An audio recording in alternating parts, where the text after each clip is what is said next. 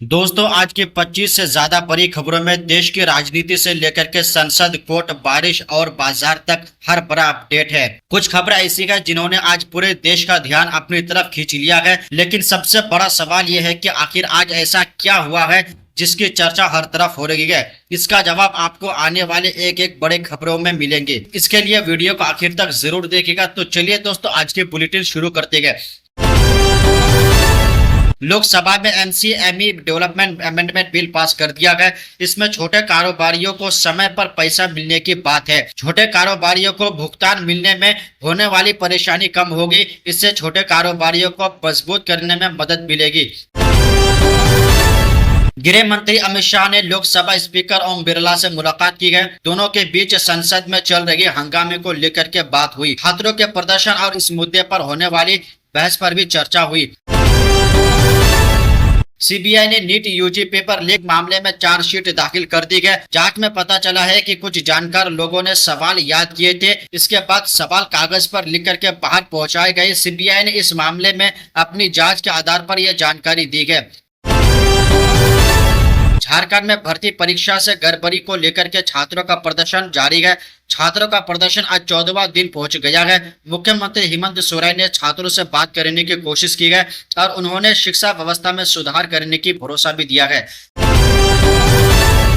शिरोमणि अकाली दल के अध्यक्ष सुखबीर सिंह बादल ने प्रधानमंत्री नरेंद्र मोदी से मुलाकात की है। दोनों नेताओं के बीच कई मुद्दे पर बातचीत हुई है। इसके बाद दोनों दलों के फिर से साथ होने की चर्चा शुरू हो गई है। इसे लेकर के राजनीतिक हलकों में चर्चा तेज हो चुकी है। भारत और चीन के बीच एलएसी को लेकर के बातचीत शुरू हुई है। दोनों देशों ने सीमा पर मौजूदा हालात की जानकारी ली। सीमा पर शांति बनाए रखने और तनाव कम करने पर बात हुई। दोनों देशों के बीच आगे भी बातचीत जारी रखने में जोर दिया गया। आईएमडी ने दिल्ली, एनसीआर समेत 15 राज्यों में तेज बारिश होने की चेतावनी दी है। दिल्ली, नोएडा, गुरुग्राम में कई जगह पानी भर गया है। बारिश के कारण कई सड़कों पर ट्रैफिक जाम की परेशानी हुई। लोगों को बारिश के दौरान सावधानी बरतने को कहा गया। आरबीआई ने टाटा सन को बड़ी एनबीएफसी की कैटेगरी में रखा है। इस फैसले के बाद कंपनी में कुछ जरूरी नियम लागू हो जाते हैं। टाटा सन के लिस्टिंग को लेकर के भी चर्चा शुरू हो गई है। कंपनी पर लिस्टिंग को लेकर के दबाव बढ़ने की बात सामने आ रही है। आयुष्मान भारत योजना से 2000 से ज्यादा अस्पतालों को बाहर कर दिया गया है। इन अस्पतालों को योजना से हटाए जाने की जानकारी सामने आई है। स्वास्थ्य मंत्री जेपी नड्डा ने संसद में इसकी जानकारी दी है। सरकार ने अस्पतालों से जुड़े इस कार्रवाई के बारे में संसद में बताया।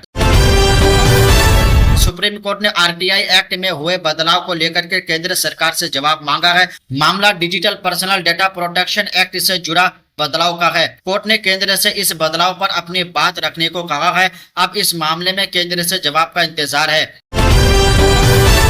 असम में बाढ़ से अब तक 97 लोगों की मौत हो चुकी है। बाढ़ की वजह से राज्य के कई इलाकों में परेशानी हुई है। अभी भी 1 लाख से ज्यादा लोग प्रभावित हुए हैं। कई लोगों को रोजमर्रा की जरूरतों में दिक्कत हो रही है। पहलगाम कोर्ट ने 9 साल की बच्ची से बलात्कार और हत्या के मामले में फैसला सुनाया है। कोर्ट ने मामले की आरोपी को मौत की सजा सुनाई है। यह मामला बच्ची के साथ हुई बेहद गंभीर घटना से जुड़ा हुआ था। फैसले के बाद मामले की कानूनी कार्रवाई आगे बढ़ेगी। शेयर बाजार में आज गिरावट देखने को मिला है। सेंसेक्स ने 495 अंक गिर करके 78,499 पर बंद हुआ। निफ्टी भी 65 अंक के नीचे आया। निफ्टी 24,570 पर बंद हुआ। राहुल गांधी का प्रयागराज में छात्रों की गूंज कार्यक्रम होगा। पुलिस ने इस कार्यक्रम के लिए इजाजत दे दी है। कार्यक्रम में बेरोजगारी, छात्रों की परेशानियों पर बात होगी। छात्रों से जुड़े कई मुद्दों को यहां पर उठाया जाएगा। तमिलनाडु असेंबली में केंद्र सरकार से जुड़ा एक प्रस्ताव को पास कर दिया गया है। इसमें राज्य को टैक्स का सही हिस्सा देने की बात की गई है। इस प्रस्ताव को सभी दलों का साथ मिला गया। असेंबली में इसे सर्वसम्मति से पास किया गया है। गृह मंत्री अमित शाह ने सीमा वाले इलाकों में सोलर और विंड प्रोजेक्ट को लेकर के नया नियम बताया है। इन इलाकों में प्रोजेक्ट लगाने से पहले मंजूरी लेनी होगी। इसके लिए रक्षा मंत्रालय और गृह मंत्रालय की मंजूरी जरूरी होगी। बिना मंजूरी के ऐसे प्रोजेक्ट आगे नहीं बढ़ पाएंगे। भारत ने अरुणाचल प्रदेश के 27 जगहों के नाम ऑफिशियल मैप में दर्ज किए हैं। इन जगहों के नाम भारत के ऑफिशियल मैप पर दिखाए गए हैं। यह कदम अरुणाचल प्रदेश को लेकर के भारत के रुख से जुड़ा हुआ था। इस मामले पर पहले भी भारत और चीन के बीच विवाद रहा था। पंजाब सरकार के कर्मचारियों ने डीए की मांग को लेकर के मार्च किया। कर्मचारी विधानसभा की ओर बढ़ रहे थे। उन्हें रोकने के लिए पुलिस ने वाटर कैन का इस्तेमाल किया। कर्मचारी अपनी मांग को लेकर के प्रदर्शन कर रखे गए। केंद्र सरकार ने सुप्रीम कोर्ट में SC ST रिजर्वेशन को लेकर के अपनी बात रखी है। सरकार ने कहा है इसमें क्रीमी लेयर का नियम लागू नहीं होता है। यह मामला SC ST रिजर्वेशन से जुड़े नियमों से जुड़ा हुआ है। इस मुद्दे पर केंद्र ने कोर्ट के सामने अपना पक्ष रखा है। उत्तराखंड में तेज बारिश के कारण 132 सड़कें बंद हो गई है। कई सड़कों पर लोगों को आने जाने की परेशानी हो रही है। कई जगह पहाड़ से पत्थर और मिट्टी गिरने की भी खबर आ रही है। बारिश के कारण कई रास्तों पर सफर करने में परेशानी हो रही है। राज्यसभा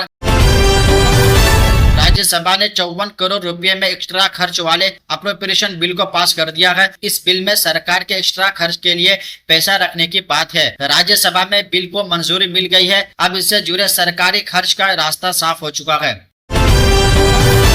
डीएमके ने डिलिमिटेशन बिल पर साथ देने के लिए 3 शर्त रखी है। पार्टी ने अपनी मांगों को लेकर के अपनी बात साफ कर दी है। इन शर्तों को लेकर के आगे बातचीत होने की उम्मीद है।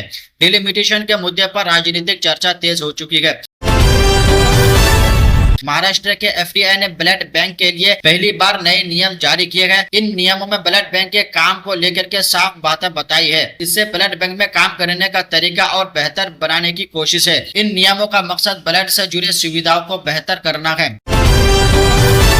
हर घर तिरंगा अभियान 2026 की तैयारी शुरू हो गई है। इस अभियान के तहत 9 से 17 अगस्त तक देश भर में कार्यक्रम होंगे। लोगों को अपने घरों पर तिरंगा लगाने के लिए प्रोत्साहित किया जाएगा। देश के अलग अलग हिस्सों में कई कार्यक्रम आयोजित किए जाएंगे। ब्रिज एजुकेशन मिनिस्टर की बैठक भुवनेश्वर में हुई है। इस बैठक की अध्यक्षता भारत ने की है। बैठक में शिक्षा से जुड़े कई मुद्दों पर चर्चा हुई। ब्रिज देशों के एजुकेशन मिनिस्टर ने इसमें हिस्सा लिया। तो दोस्तों ये वीडियो आपको कैसा लगा है? अगर वीडियो अच्छी लगा है तो वीडियो को लाइक कर दीजिए एंड चैनल को सब्सक्राइब करने के लिए ना भूलिएगा। मिलते हैं अगले नेक्स्ट वीडियो में। तब